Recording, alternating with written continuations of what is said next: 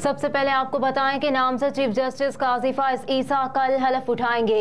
सदर मुमलिकत डॉक्टर आरिफ अलवी कल नामजद चीफ जस्टिस काजी फाइज ईसा से हलफ लेंगे। ऐवान सदर के जराये के मुताबिक तकरीब हलफ बर्दारी दिन 11 बजे ऐवान सदर में होगी। 21 जून को सदर मुमलिकत डॉक्टर आरिफ अलवी ने जस्टिस काजी फाइज ईसा की बतौर चीफ जस्टिस पाकिस्तान तैनाती की मंजूरी दी थी। अहम खबर है जिसके हवाले से आपको बता रहे हैं कि नामजद चीफ जस्टिस काजी फाइज ईसा कल अपने ओहदे का हलफ उठाएंगे। सदर मुमलिकत डॉक्टर आरिफ अलवी कल नामजद चीफ जस्टिस काजी फाइज ईसा से हलफ लेंगे। ऐवान सदर के जराये के मुताबिक तकरीब हलफ बर्दारी दिन 11 बजे ऐवान सदर में होगी। सदर डॉक्टर आरिफ अलवी ने जस्टिस काजी फाइज ईसा की बतौर चीफ जस्टिस की तैनाती आइन के आर्टिकल 175A(3) के तहत की थी।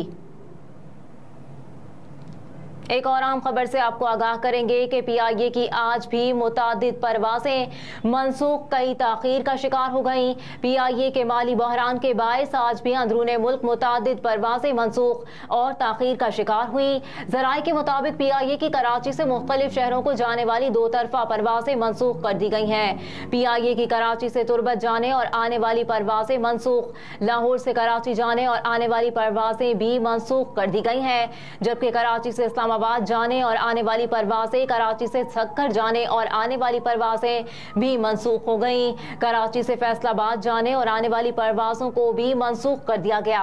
दूसरी जानिब इस्लामाबाद से गिलगित के लिए परवाज PK 601 ताखीर का शिकार हो गई, जबकि इस्लामाबाद से जद्दा जाने वाली परवाज 4.5 घंटे के बाद रवाना हुई।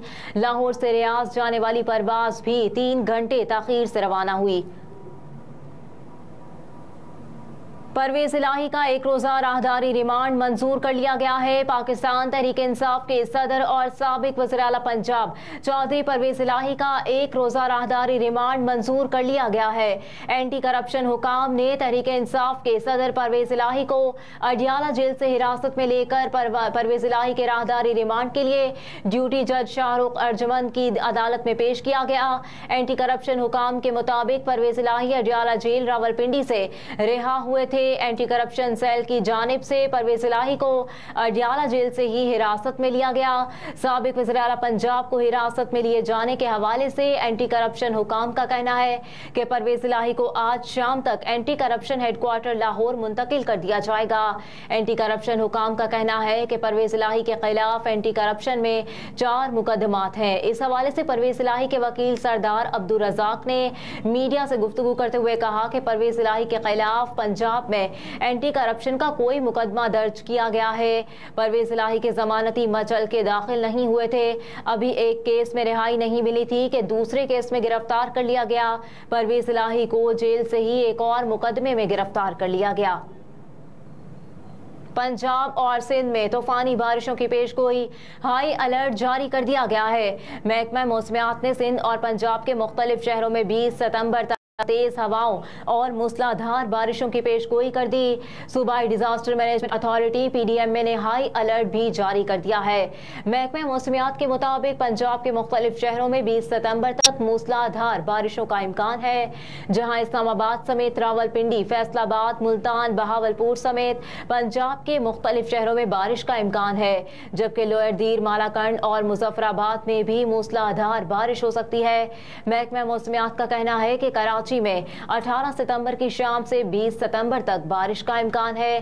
कराची के बाज़ इलाकों में गुज़िश्ता रात बूंदाबांदी रिकॉर्ड की गई। दूसरी जानिब PDMA का कहना है कि मूसलाधार बारिश से नदी नालों में तुग़यानी और मरी के पहाड़ी इलाकों में लैंडस्लाइडिंग का खदशा है।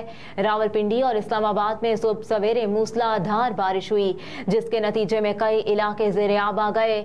दूसरी जानिब आज़ाद कश्मीर के मुख्तलिफ इलाकों और मरी में भी बारिश हुई है। और निगरान वज़ीर आला सिंध से MQM पाकिस्तान के वफ्द की मुलाकात हुई है। वज़ीर आला के तर्जुमान की जानिब से बताया गया है कि मुलाकात में खालिद मकबूल सिद्दीकी, डॉक्टर फारूक सत्तार और मुस्तफ़ा कमाल भी मौजूद थे।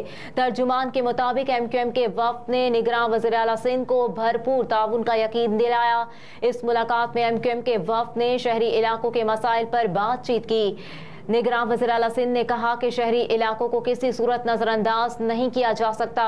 शहरी इलाकों को निगरान हुकूमत की भरपूर तवज्जो हासिल है, उनके मसाइल तरजीही बुनियादों पर हल होंगे। मजीद कहा कि स्ट्रीट क्राइम्स, मनशियात और बेअमनी के खिलाफ पुलिस की वाज़ेह अहकामात दे दिए गए हैं। पुलिस में बड़े पैमाने पर तकर्रुरियां और तबादले किए गए हैं। उम्मीद है अच्छे नताइज आएंगे। निगरान वज़ीर आला सिंध का कहना था कि निगरान हुकूमत का असल काम इलेक्शन कमीशन को इंतखाबात कराने में मदद फराहम करना है।